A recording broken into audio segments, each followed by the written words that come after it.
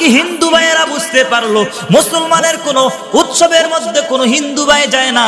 সবে বরাতের রাত্র আসলো না, আসরের রাত্র আসলো না, জুমার নামাজের মধ্যে আসলো না, ঈদুল ফিতরে আসলো না, ঈদুল আজহায় আসলো না। তারা বোঝে এটা মুসলমানের উৎসব, এটা আমাদের উৎসব না।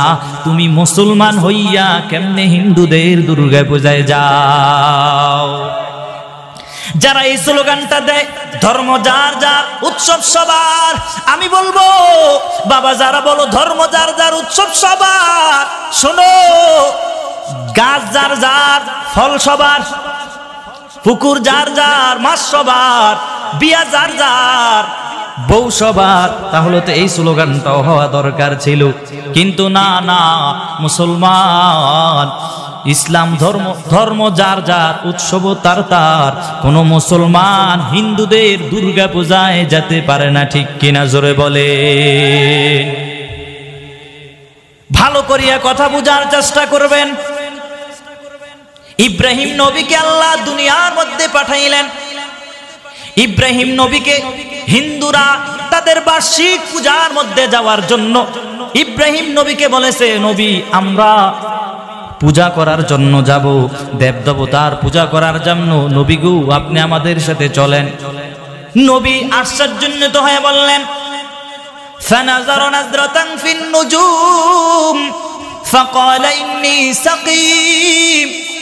নবী আসমানের দিকে, তারকার দিকে তাকাইয়া বলেছেন, আমি আজকের দিনটা অনেক অসুস্থ। কারণ নবী তো আসলে অসুস্থ না।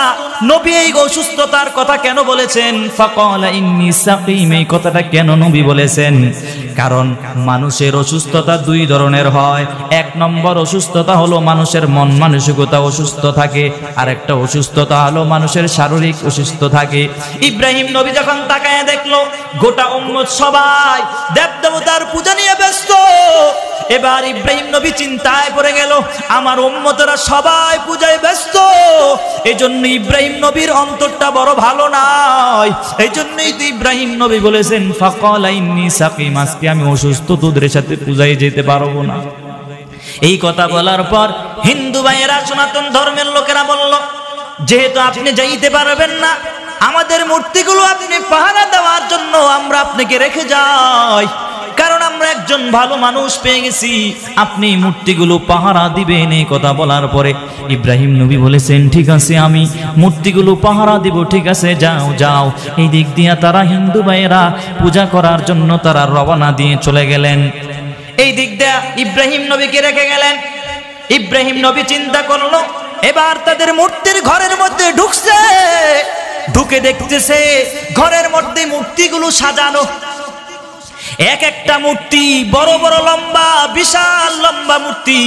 কোন মূর্তি এইভাবে তাকায় আছে, কোন মূর্তি এভাবে হেলে আছে, কোন মূর্তি আবার সিংহের মতো বসে আছে। ইব্রাহিম নবী ভিতরে ঢুকলেন। আল্লাহ কোরআনের মধ্যে বলে, ফারাগা ইলা আলিয়াতিহিম, যে ইব্রাহিম নবী ভিতরে গিয়ে তাকাইয়া দেখলেন এই মূর্তিগুলার সামনে কোনোটার সামনে মিষ্টি দিয়া রাখলো, কোনোটার সামনে রসমালাই দিয়া রাখছে, কোনোটার সামনে সন্দেশ দিয়া রাখছে।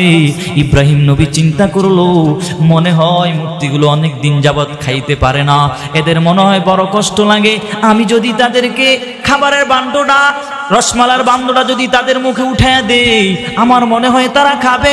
ইব্রাহিম নবী এবার চিন্তা করলো, এবার রসমালার বান্ডটাকে ওই যে মূর্তিটা হা করে তাকায় আছে, মূর্তির মুখের সামনে নিয়ে বলে, খা। ফাকালা লা তাকুলুন, খাবি না? এবার খায় না। কি ব্যাপার, মূর্তি খায় না কেন? ইব্রাহিম নবী দেখতেছে প্রত্যেকটা মূর্তি, কোন মূর্তি হা করে তাকায় আছে, কিন্তু আবার রসমালাই সামনে দেওয়া হলো, কিন্তু মূর্তি তো খাইতে চায় না। কি ব্যাপার, খাইতে চায় না? আপনার সন্তান যদি বাবাকে বলে, আয় আব্বা জান আমারে চানাচুর কিন্না দেন, চানাচুর কিন্না দেওয়ার পরে, চানাচুর খাওয়ার পরে যদি সন্তানে যদি চানাচুর না খায়, সন্তানকে বলবে, এ সন্তান চানাচুর খাও। যদি না খায় তাহলে তারপরে কি করে? চুপ করে থাকলে একটা পিঠা দিয়া বলে খা। ইব্রাহিম নবী তাকায় দেখলো এদের সামনে থেকে ভান্ডগুলো আমি উঠায় দিলাম, এরপরে এরা খায় না। কলা আলা তাকুলুন, খাবি না?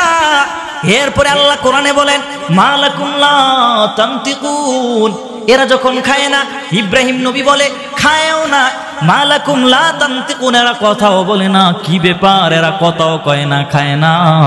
যেমন বাবা তার সন্তানকে কথা না বললে পিটান দেওয়া শুরু করে দেয়, ইব্রাহিম নবী দেখলেন যেহেতু খায় না, কথাও কয় না, ইব্রাহিম নবীর হাতে আল্লাহ তাআলা, সমস্ত নবীদের হাতে আল্লাহ তাআলা স্পেশাল একটা শক্তি দিয়া দিয়েছেন।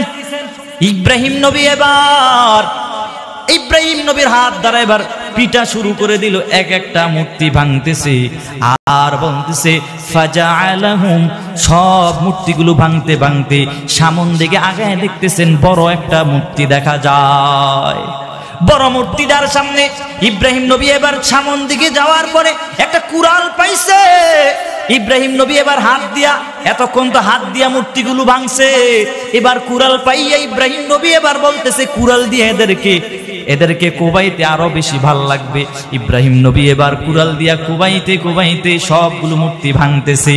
ভাঙতে ভাঙতে সামন দিকে যাওয়ার পরে আল্লাহ কোরআনে বলেন ফাজআলাহুম জুজাদান ইল্লা কাবীরাল লাহুম, আল্লাহ তাআলা কোরআনে জানাচ্ছেন ইব্রাহিম নবী সব মূর্তিগুলো ভেঙে ফেলেছেন, সামনে একটা বড় মূর্তি এভাবে দাঁড়ায় আছে।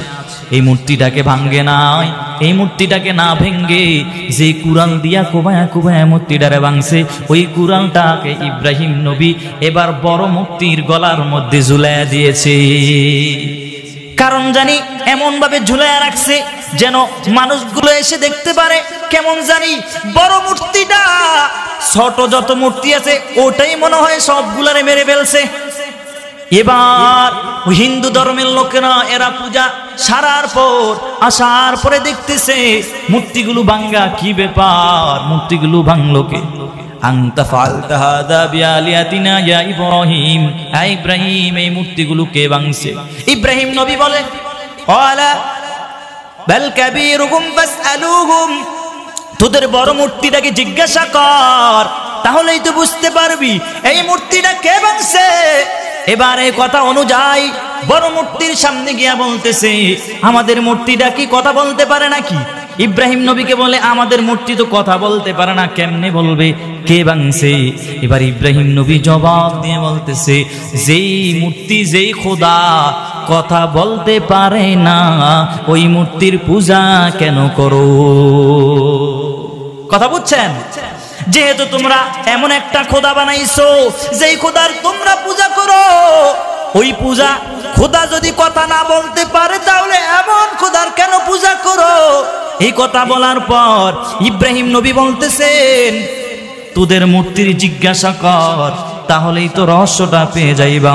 এবার দেখলো কোনোভাবে ইব্রাহিম নবীর সাথে পারা যায় না। এবার হিন্দু লোকেরা এরে দইরা নমরুদের কাছে নিয়ে গেল।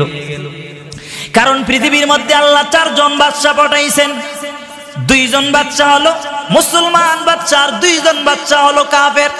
এর মধ্যে হলো নমরুদ একজন। নমরুদের কাছে নিয়ে গেল ইব্রাহিম নবীকে, নমরুদের কাছে নিয়ে বলেছে সে আমাদের ধর্মের বিরুদ্ধে কথা কয়। এই কথা বলার পরে ইব্রাহিম নবী সেখানে গিয়ে উত্তর দিয়েছেন কারণ তোমরা তো এমন একটা খোদা বানাইয়া পূজা করো যে খোদা কথা বলতে পারে না, এমন খোদার পূজা তোমরা কেমনে করো?